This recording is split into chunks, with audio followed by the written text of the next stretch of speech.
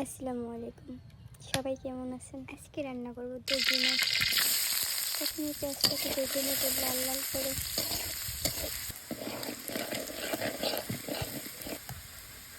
অল্প একটু পানি দিয়ে নেবো, পরিমাণ মতো মরিচের গুঁড়ো, পরিমাণ মতো হলুদের গুঁড়ো,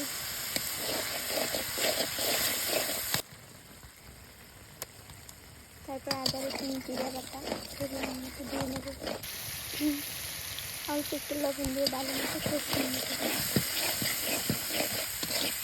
তারপর পরিষ্কার করে ধুয়ে রাখা মাছগুলো দিয়ে দেবো।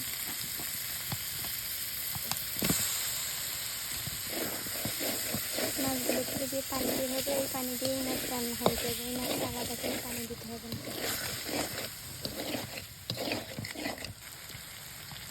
একদম ভাজা ভাজা করে নেব। তো মাশাআল্লাহ, আমার রান্না শেষ। অনেক মজা হয়েছে মাছটা।